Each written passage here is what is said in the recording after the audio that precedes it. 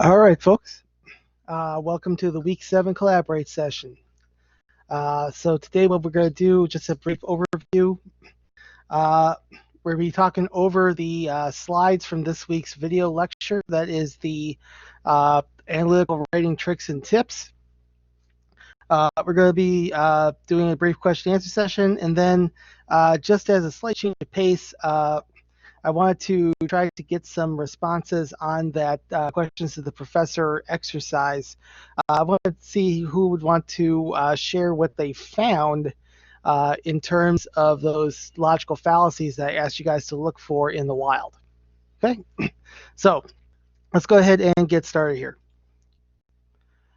All right, so we're talking about the second half of chapter 5 this week.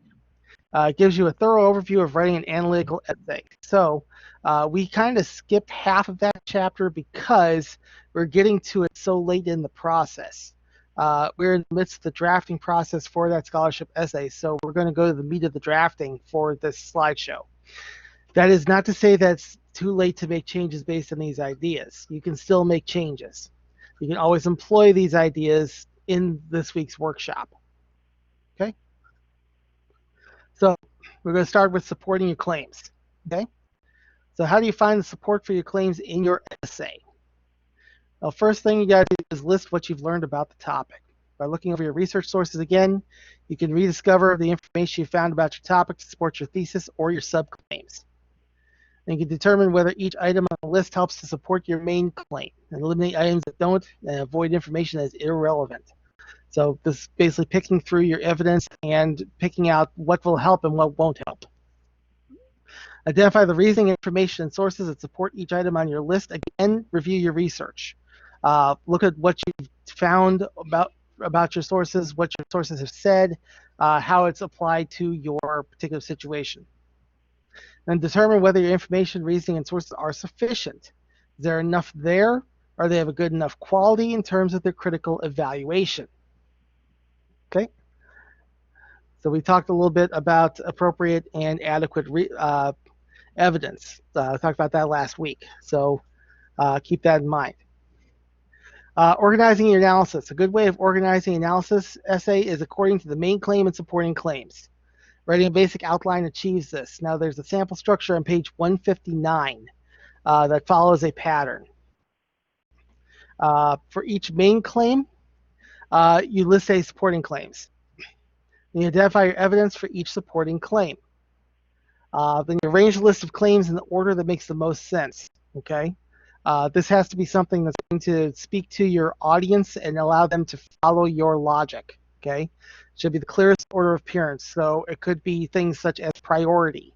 Maybe it's the most important goes first, and then so on and so forth. Most important, least important. Or maybe it's chronological, where you have to do a series of events and start from the beginning and go to the end. Follow that with creating an outline with each main section devoted to a supporting claim. Right. There was a sample outline that was presented in the textbook. It was an outline for a essay about online learning. I went through that essay in the lecture video itself. So if you take a look at that lecture and if you follow along with me as I go through that outline during the lecture, again, this section starts on page 159. Immediately following them talking about the structure, it goes into the sample outline. All right, you already got some revision feedback from your teammates last week, or at least should have. Okay, I am receiving a lot of messages. I'm getting some frustrated messages from people who are saying that people are not responding to drafts. Okay, I have to tell you guys that's not going to work. Okay, not going to work at all for this class. When you guys are doing this workshopping, you guys not only have to present your own drafts, but you also have to give your teammates feedback.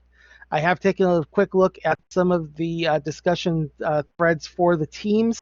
The ones that have drafts to them do not have any feedback. Okay. I've got a team up right now has exactly one draft posted and no feedback for that draft. And this draft was posted Okay, I'll give you this. This draft was just posted 13 hours ago. Okay. Let's see.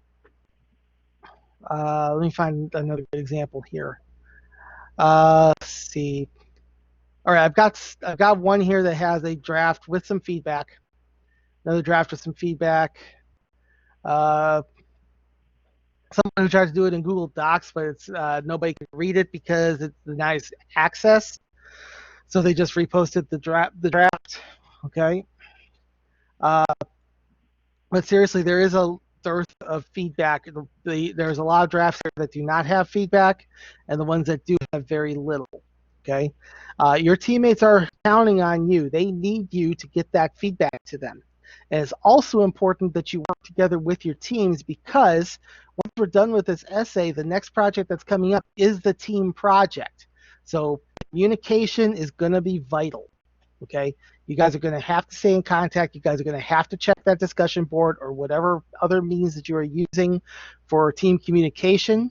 Okay, however you're doing it, you need to keep track of that, and you need to be able to work together.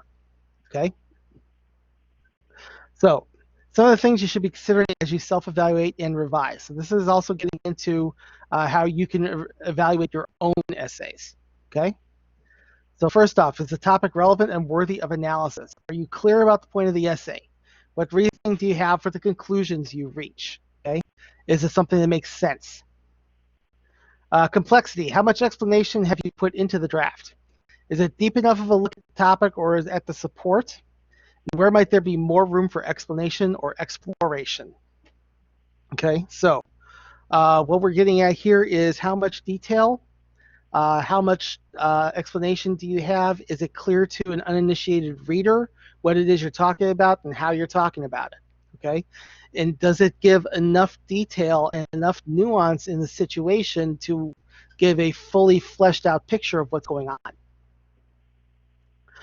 Okay, then we have appropriate and sufficient support. What is the evidence presented for the main claim and supporting claims? Does the evidence support those claims well? Are the sources appropriate for the context, audience, and other rhetorical concerns? Okay. So, what kind of evidence do you have for your main claim, for your supporting claims? Is it strong enough? Okay. Is it going to be enough that it's going to convince your audience that, hey, this is something to consider? Okay. Reasonable conclusions. Are the claims being made logical based on the evidence presented? Is there hyperbole or lack of detail covering the conclusions? Are the conclusions presented clearly and persuasively? Do they act as a summary of the work done in the rest of the analysis? Okay. Do you have an argument that makes sense, basically? Okay. Are you coloring it with any kind of opinion that's making it seem like, oh, this is so big, this is humongous, or this is so minor, this is so minuscule, yada yada? Okay. Is there some elements that are coloring your conclusions because you did not put enough detail in? Okay. Remember the case about Chloe Charles and her assessment of minorities and women attending college, saying that it was until after 1965 that she saw minorities and women on college campuses. Okay. She was colored by her own experience and maybe a little bit of bias. Okay. All right. Conclusions. Are they clear, and do they act as a summary of the work done in the rest of the analysis? Okay. Next part of this is refining your voice and editing.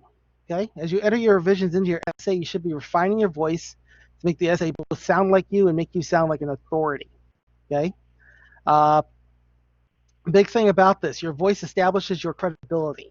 How well you understand the topic is going to be established by what tone of voice you use and how you employ your voice in this essay. Okay? The more confidence you have in your claims, evidence, and argument, the more authoritative your voice will become. So that's what we're mainly looking for here. Okay? Editing should focus on elements of grammar particular to your audience. Okay? You need to consider who your audience is when you go into the proofreading and editing, which is what you should be doing this week. Okay. Think about what your audience needs, what kind of terminology they're familiar with, anything that might need definition for that terminology. Possible syntax problems that occur when explaining a complex idea to an uninitiated audience need to be addressed. This could include things like confusing wordings, punctuation, and/or terminology. Okay. If your subject uses a term in a way different way than everyone else uses that term, then that's going to be something that you're going to need to clear up. Okay. Or if you have terms that are easily confusable. Okay. For instance, this is just one that comes off the top of my head. There's two very confusable words that tend to be interchanged for some reason. Okay. Especially when you're dealing with people who are talking about flying or flight or anything that involves high elevations, and they don't know the right terminology. So the word that's actually proper to be used in this case is altitude. Okay, altitude. Okay. Now, the problem we have with terminology is that a lot of people mispronounce this word and then eventually wind up misspelling it, and the word they wind up using is attitude, which is entirely different. Okay, so altitude and attitude are not interchangeable. Okay, one refers to how high you are in the air. The other one refers to your frame of mind or how much sass you give people.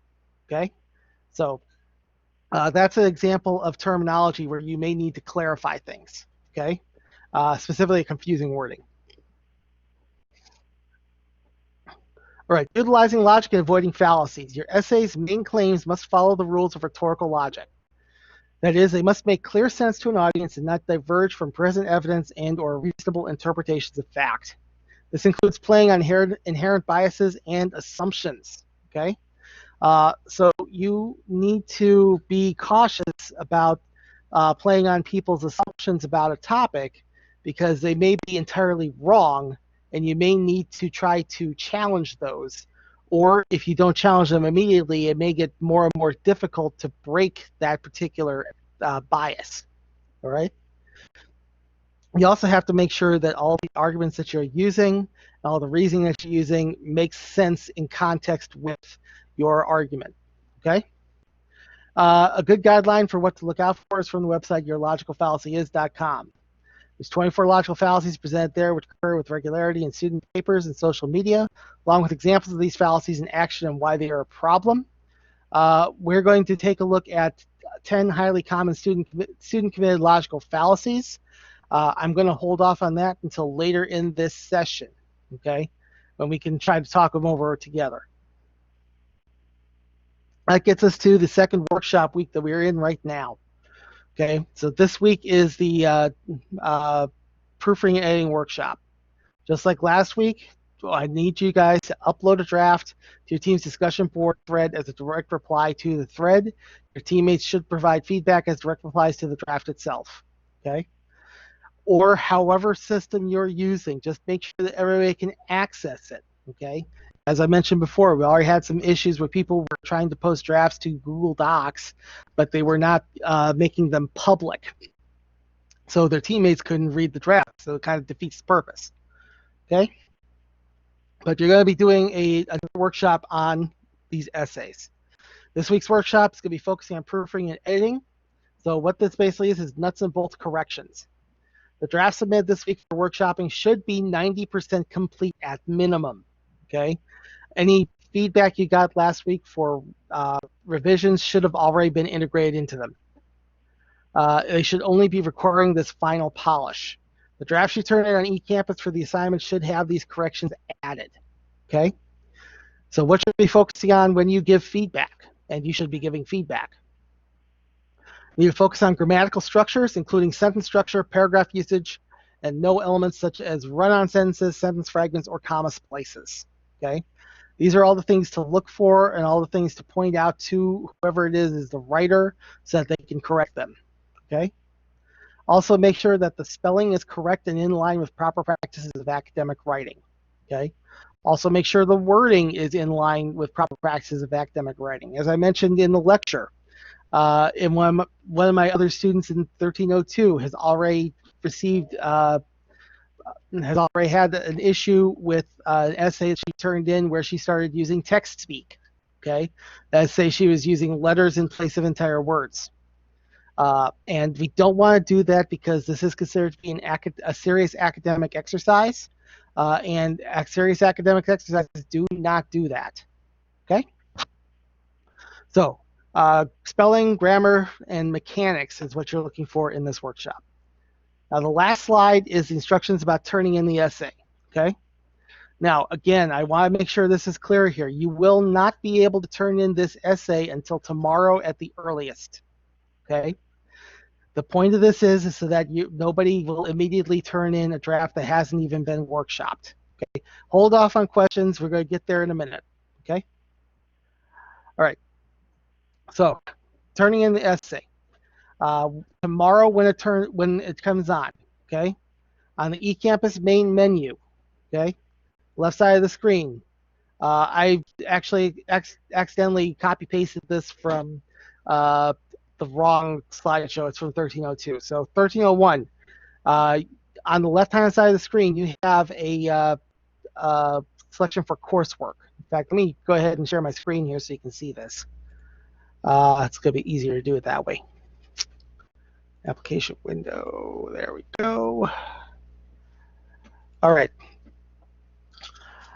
All right, so here is what we're looking at here. On the left side here, you notice that there's a section called coursework. Okay, go down here. That's where PowerPoints and YouTube lectures are. Discussion board link. There's the MindTap link. Next one down here is Unit 1, Foundations for Writing Effectively. We'll click on that. Okay, now you may recognize this because this was where the link was for the icebreaker essay. When you scroll down here, there's going to be, and again, this link does not open up until tomorrow. Okay, but it will be in red. It will be, say, essay number 1, scholarship essay. Okay, take a look at the instructions here. You're going to turn in your essay as an attachment at this link. Make sure your file meets the following requirements before attaching it and turning it in. So first off, your file must be in one of the 4 acceptable file formats. .doc, .docx, .pdf, and .rtf are the 4 acceptable formats. There's a note here. It says Google Docs users, please make sure your file is saved in one of these formats before attaching it. That means saved to your computer. eCampus cannot handle cloud computing links. Okay. Failure to follow this instruction will result in a 0 on the assignment. Okay. So I'm serious about this. You need to have it in a readable format so that I can correct these. Okay. Number 2, the draft should be all in one single file in the following order. Now, this is the order that it should appear in the file starting from the beginning. Final draft, and if you use the works cited, you need to include that with the final draft. Okay? Followed by the proofreading draft, which is the one you're sharing with your groups this week. Followed by the revision draft, which is the draft you shared with your groups last week. Okay? I want to make it clear here. Everyone should put these into one file. Okay? I explained this and explained this and explained this, and I still have people turning in 3 files. Okay? Do not turn in 3 files. It just slows everything down. Okay? I need you to turn all 3 of these drafts in as a single file. Copy paste them to a single file if you need to. Okay? The third thing, your essay should be fully workshopped twice before turning it in. Now, I can't really control that, and unfortunately, I know you can't control that much as the writer, but you can give feedback to your teammates so that everyone can at least have a shot at having a fully workshopped essay. Okay? All right, so this is the link you're going to go to starting tomorrow at midnight. That will open up. And you will be able to turn in your essays there. All right, so let me get back to the slideshow here.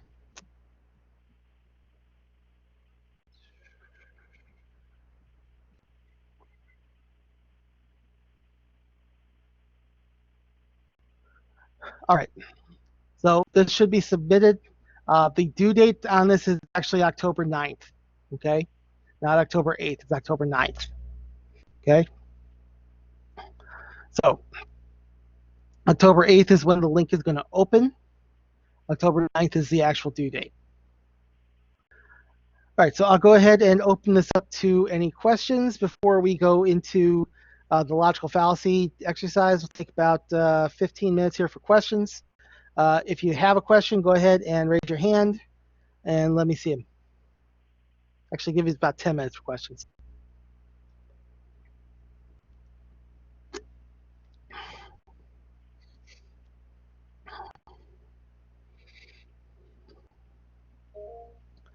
Jillian, I see your hand there. What's your question? Hi, I'm a little confused about you said that we had to turn in 3 versions of the essay, Yes. and my group, we did our thing on Google Drive, and they Yes. put suggestions on the side, and I Yes. already fixed the suggestions on my essay. Okay. Well, like I just said, if you need to, what you can do is copy paste the drafts into the file for the final draft. Okay. That's really kind of what I want you guys to do, so that I can have all the drafts in a single file. Okay. Okay, All thank right? you. Mm-hmm.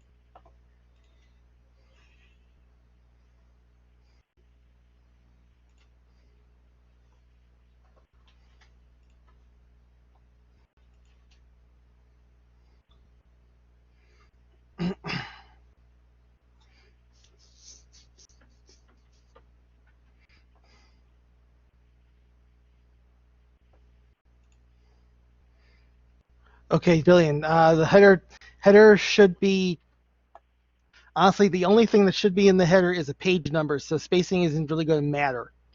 Now, if you're talking about the name block on the first page, yeah, that should be double spaced as well.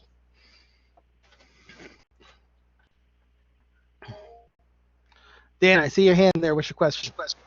But what do you mean, like, so you don't want us to have like a heading on the paper?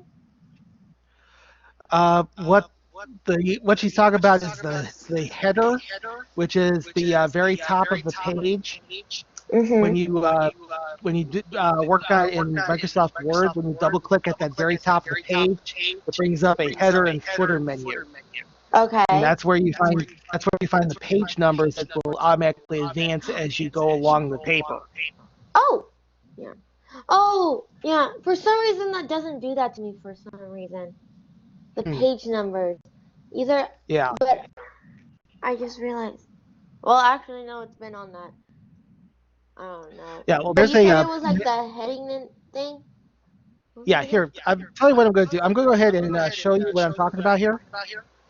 So let me bring up my Word, and I'll show you exactly what we're talking about. Okay. So give me a minute here. I got started up. Get my document. Let me share it. Let's see.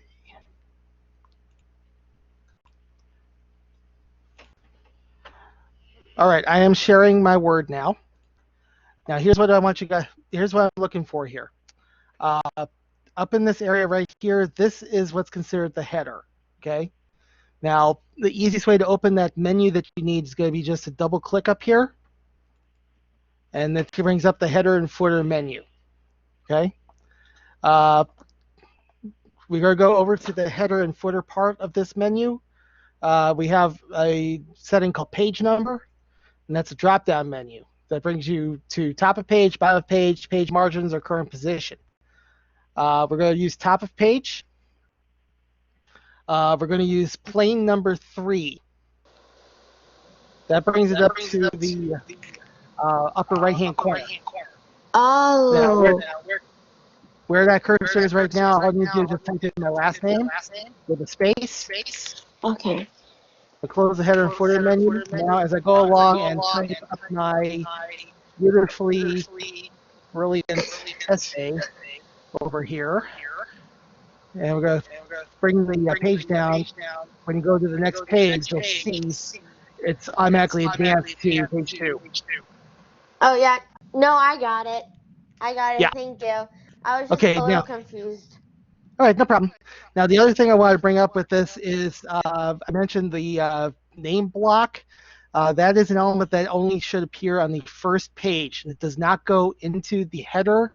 It goes into the main body of it. So if I were to be doing an essay, this is the typical name block that I would use. And so long since I've done this, so. Okay, that's all you need for the name block. Next line should be centered. Wonderfully creative title of my beautiful essay. Your title should be centered above the text. And then next page, your alignment should be to the left margin. 1 tab space, start writing here. Okay. A couple things I need to point out here that actually have been showing up in some essays already. I had one person thus far give me a essay that had a title page. MLA does not want to use title pages. They consider it a waste of a tree. So do not use a separate title page for the essay. Just put the title up at the very top of the essay. Okay. Jillian, I see you again. What's your question? So does it need a title, just not a title page? It needs a title, but not a title page, yeah. Oh, okay. That is helpful. Thank you. All right, no problem.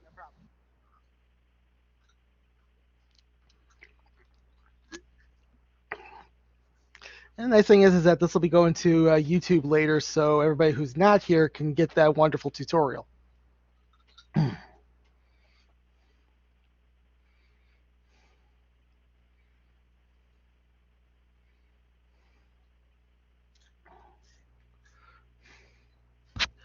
All right, so we're going to go ahead and move on to the logical fallacy exercise. Now, just as a reminder here, what I asked you to do for the exercise was to go through these 10 highly common student-committed logical fallacies. I want you to find examples of 4 of them, so to speak, out in the wild. I want you to look for them in online articles, in social media postings, anything like that. And if you don't mind, we've had one response to that. And Dana, if you don't mind, I'd like to go ahead and share your responses to that. If that's No, okay I with you. don't mind. I don't mind. All right. Thank you. You're welcome. All right. So Dana responded to this exercise with 4 examples of 4 fallacies. One was the slippery slope. The second was the bandwagon. The third was the appeal to authority. And the fourth was the black or white fallacy. I'm going to put this into actually a separate window. And then I'm going to share the your logical fallacy is page in each one of these.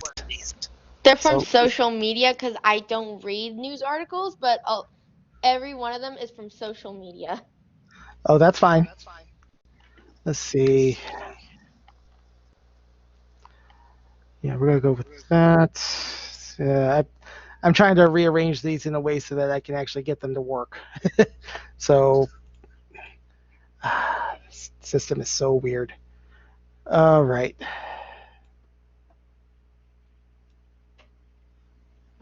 There we go. Okay. All right. So let me go ahead and share the right window so you can take a look at the fallacy as I'm sharing her posting. There we go.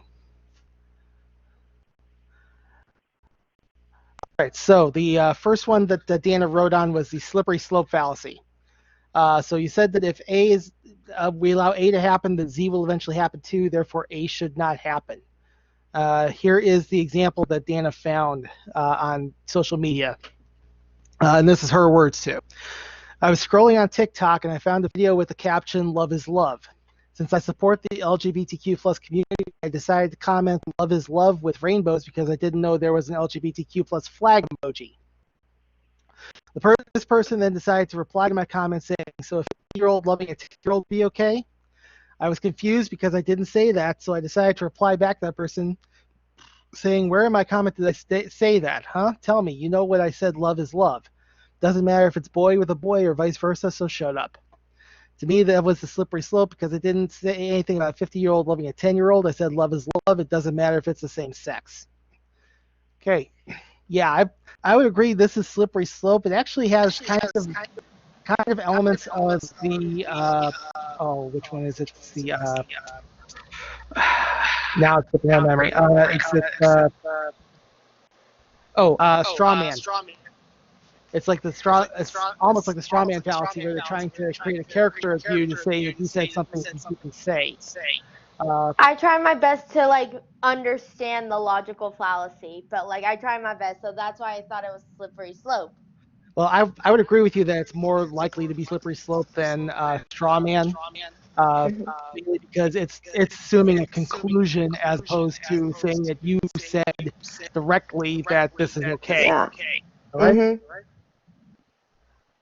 All right, so let me, the next one, that is going to be the bandwagon. Let me make sure I get the right screen that's going to do it on. Yes, it worked this time. All right.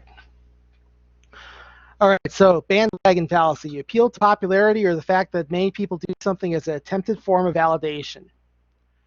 Now here's Dana's response to it. I follow this account on Instagram called Relatenin. I would say this account posts funny things like memes, and at first I didn't want to follow them because I didn't want to follow the crowd, because the way this account gets their followers is not only posting funny pictures, but using their captions as, "If you're not following Relatenin, then what are you doing on Instagram?" or "Following Relatenin would be one of the best decisions you'll ever make," or "Follow Relatenin for 7 years of good luck." I decided to follow them on Instagram probably because I didn't want to be the only person to not follow them. Oh, so this seems like you're actually calling yourself out on the bandwagon fallacy. I did, but I was calling that's like little captions they use. It's like commercials and advertisements that use those type of captions. Oh yeah, I would absolutely agree. That is the essence of the bandwagon fallacy. I just find it kind of amusing that you're calling yourself out to follow. Yeah, because I am following. I think I was calling myself. All right. All right, so let's go to the next one. That is the appeal. Her next one was the appeal to authority. Once again, I have to do this in a certain order, otherwise it doesn't do it right. Let's see. All right.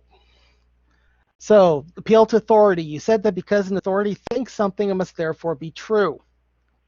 Here is Dana's reply. There are many DIY accounts on Instagram like DIY crafts videos or Troom Troom that will post videos of DIYs that don't work at all, but they edit to make it look like they worked. It's not by someone of authority, but if they say this works, then it must be true. I personally don't believe it to be true because some of them are disasters waiting to happen. There is this YouTube account called Sniper Wolf. I love her channel because she tries these DIYs that are on Instagram to see if they work or not. Most of the time they do not work, and other times DIYs do work. The most ridiculous one that I saw was you can paint with Skittle water. Sniper Wolf reason was they cut the video and used actual paint instead of Skittle water because the results in the DIY video were different than the results of Sniper Wolf. Okay, yeah. I would say that is a good example of filter authority. I will say, though, I've seen some more ridiculous ones, and especially bad. A culprit on this particular fallacy. There's a site called Blossom. They tend to they do a lot of stuff that's tend to be posted on Facebook. And one of the absolute most garbage posts they ever did was it claimed that you could use you could heat up a charcoal briquette, stick it in peanut butter, Oh, I saw that. and then after about, I think they said an hour, it turns into a diamond. Yeah, I saw that. It's just that I was trying to think of another YouTube channel, but like I could not remember the name because she did this little like caramel swirl that they did in the DIY, and it was completely not true. Right. And there was actually like actual news articles that says that like these girls tried it, and then I think one of them ended up in the hospital, and one of them died. Oh, geez, yeah. Yeah, we don't want to do dangerous. This one seems especially dangerous. I did see somebody who tried to test it, and all they wound up with, fortunately enough, all they wound up with was a room jar of peanut butter. But could have been a lot worse if somebody decided that, hey, I did a peanut butter sandwich. All right. Sorry. All right. So the fourth one that she went with was the black or white fallacy. And I'll go ahead and get that fallacy up so you can take a look at it while I'm reading this. All right. The black or white fallacy. You present two alternative states as the only possibilities when in fact more possibilities exist. Here's Dana's reply. I was on TikTok and I commented on this video saying, I'm Christian and I support the LGBTQ plus because love is love. And the person who replied to my comment saying, you can still love them but not support the choice they make. LGBTQ is a sin according to the Bible and we hate the sin but love the person. I didn't realize until now, but I thought it was myself and this person going back and forth until I saw other people backing me up who agree with the view. Not everyone did agree with me, only one person didn't agree with me, but I didn't expect everyone to agree with me.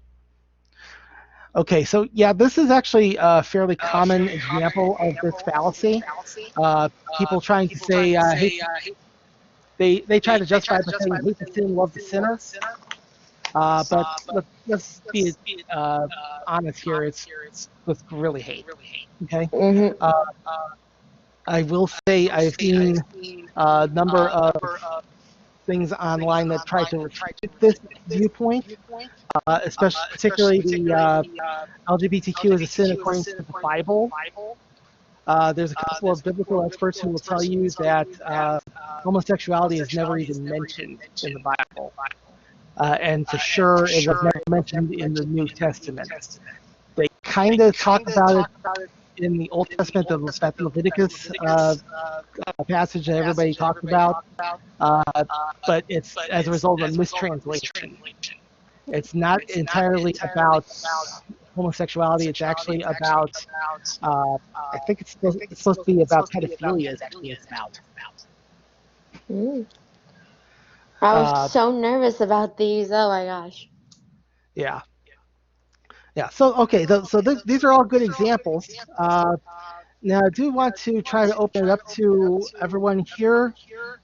If you haven't posted yet and you have an example that you have found of any of these fallacies, I'll take a look at all the ones that Deanna didn't choose, and we'll go ahead and see if anybody has any good examples of these. So we'll start with this one. This would be the Texas sharpshooter fallacy. Cherry picking a data cluster to suit your argument or finding a pattern to fit a presumption. Okay. So if you found an example of this particular fallacy, go ahead and raise your hand and let me recognize you so you can tell us what example you found of it.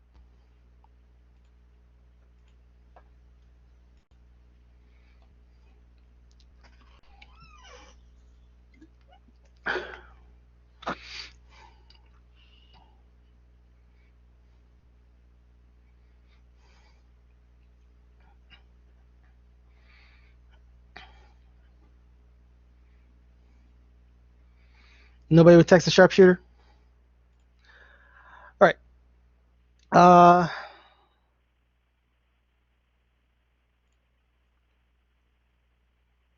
that went the wrong place. All right, give me a second here.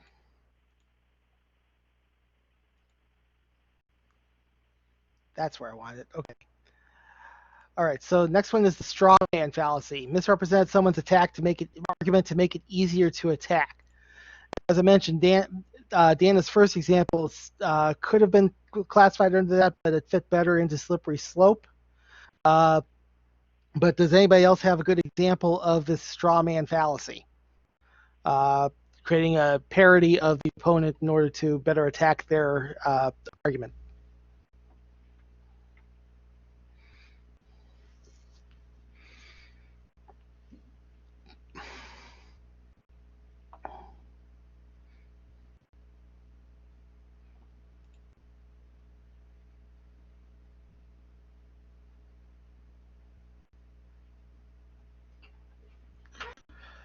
Trump does that a lot. I would not argue with you there. He takes it one step further, and as opposed to just creating a parody version of them, he also basically creates new names for people, new occupations for people. He basically distorts everyone's record willy-nilly. I'd say that's a really good example. All right. Let's take a look at the next one.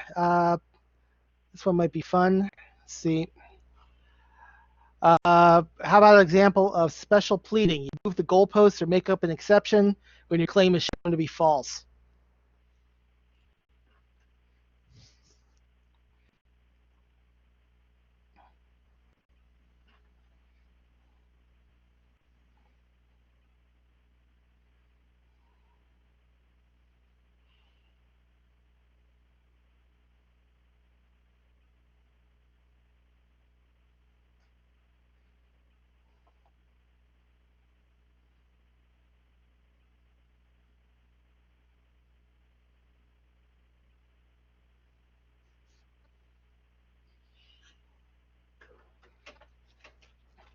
And if you guys heard this on the lecture, you might remember my example of this was the creation versus evolution debate between Ken Ham and Bill Nye. The way that Ken Ham had tried to do it before was by doing a court trial where he basically rigged the whole thing so that he couldn't possibly lose. And so nobody took him up on it until he decided, okay, we'll just have a debate, and there'll be no money involved. I have not, but Bill Nye has taught me more than my science teachers did in 2 weeks. I believe that. I believe that, and I've actually got some interesting stories from seeing some of the stuff that my daughter's learning in third grade. Is way beyond what I was learning in third grade science. So. That and also brain pop. Yeah, all that helps a lot. All right, let's go to the here's the one that was the most aggravating. Let's see. There we go. So let's see if anybody has an example of begging the question, presenting a circular argument in which the conclusion was included in the premise. Okay. So has anybody seen a real-world example of somebody basically saying that this person is right because they said he's right, therefore he's right?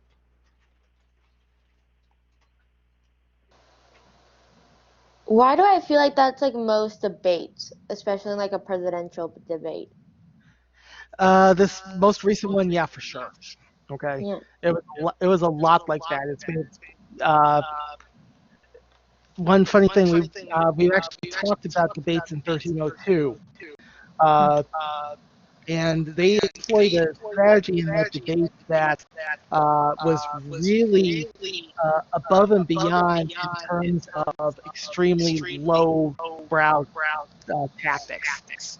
One thing that people are making a big deal about, or some people have made a big deal about with Joe Biden, is that he was a stutterer, and he had that as a speech impediment, and he took a long time to overcome that impediment to become a better public speaker and eventually become a politician. So apparently, it's not the news that it was Chris Christie's idea for Trump to continually interrupt him and attack him and just be extremely loud, try to get him off the game and make him stutter. And that way, then they can claim, oh, he doesn't have all of his mental faculties. That's exactly like the movie called The King's Speech, where he had Exactly. a stuttering problem, but then he was able to pull through it. Oh my gosh. If I Right. had that problem and someone did that to me, I would have slapped them. Right. I mean, it's a really low tactic, especially because there's been a lot of press about Biden being a covered stutterer, and in fact, as he's gone throughout his career, as he's met people who have mentioned that they've had trouble with stuttering, he's actually tried to help them overcome their stutter, just like he overcame his. So really, it's just him being a decent human being. That is true, and that's sweet. Yeah, Trump brought up his children as well. That was another part of the tactic to try to get him off guard and try to make him stutter. Okay. That is All right. so rude. Yes. All right. Here's got two more to go through here. Then we'll do one more Q&A session before we wrap things up. So let's. I went to the wrong window again, man. Okay. Let's see.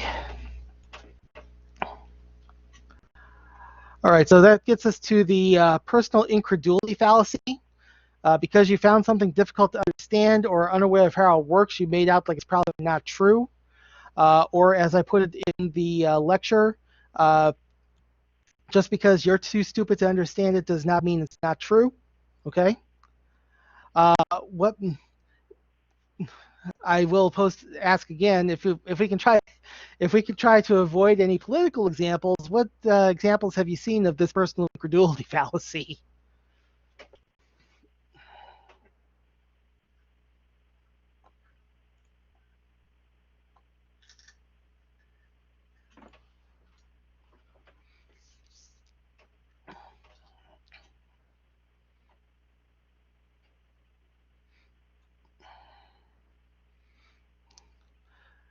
I mean, I know there's actually one example that I wanted to bring up in the lecture, but I forgot to, and it didn't come to me until after I had finished recording it. So, just out of curiosity, how many people have seen or heard about or heard the soundtrack to Hamilton? My boyfriend does, Okay. but not me. Okay. Well, so there is an example of the personal incredulity fallacy in the second act of Hamilton in the first cabinet battle. When Jefferson is laying out his case against Hamilton's national bank, one of the things that he says as his argument is it's too many damn pages for one man to understand. Basically saying that I can't get through this document and I don't understand what he's saying, so therefore it must be garbage. Okay, that's an example of this personal incredulity fallacy. Okay. Truth be told, I've been using Hamilton a lot as examples lately. That's funny. Yeah. All right, so we got one more fallacy. And let's see. And this was the comedian fallacy. This is the loaded question. You asked a question that had a presumption built into it so that it couldn't be answered without appearing guilty. Now, I want to see who here has found an example of the loaded question fallacy out in the wild, aside from any Let's Play of Among Us.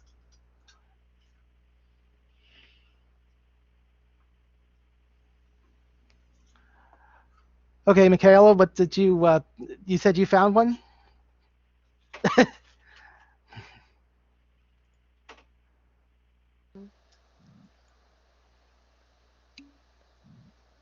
Oh, you're thinking, okay.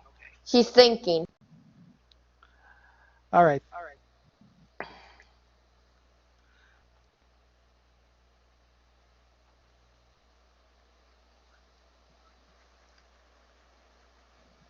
So, because I mean, I will say that seeing a number of Let's Players playing Among Us, the the two feeds that I mainly subscribe to, the one from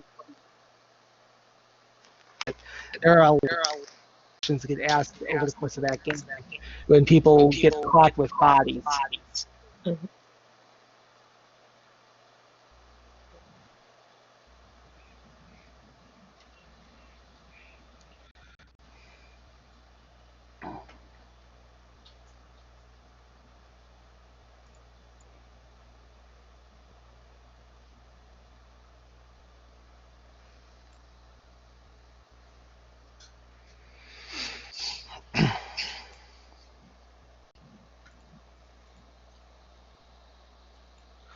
All right. Well, you can't think of it right now. It's no big deal.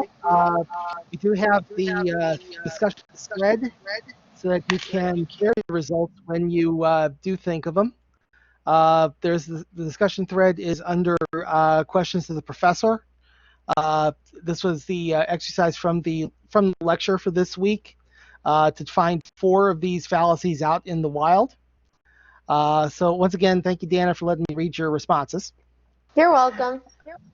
All right. It'll take about 5 more minutes.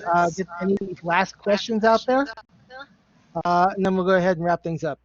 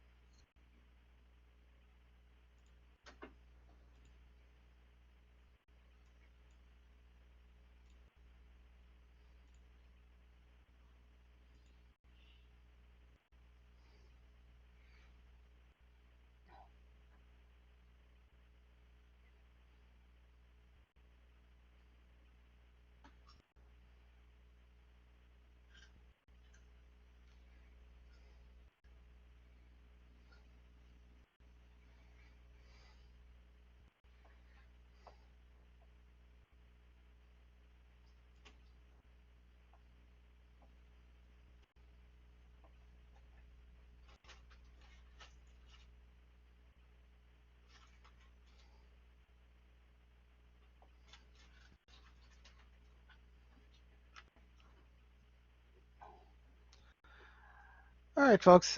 So it looks like nobody's got any further questions here. So go ahead and sign this off for today. Just as a reminder, next week, oh, don't mind my daughter in the background. Next week, we're going to be starting in on the blog. So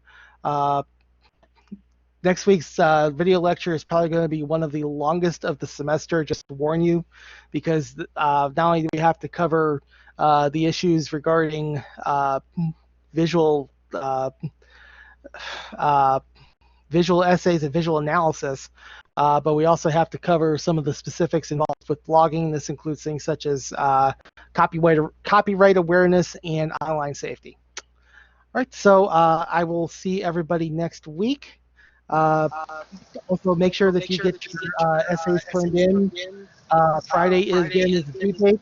The link is going to open up tomorrow. So be looking for everybody's papers, and I will see you guys next week. Bye. Thank you.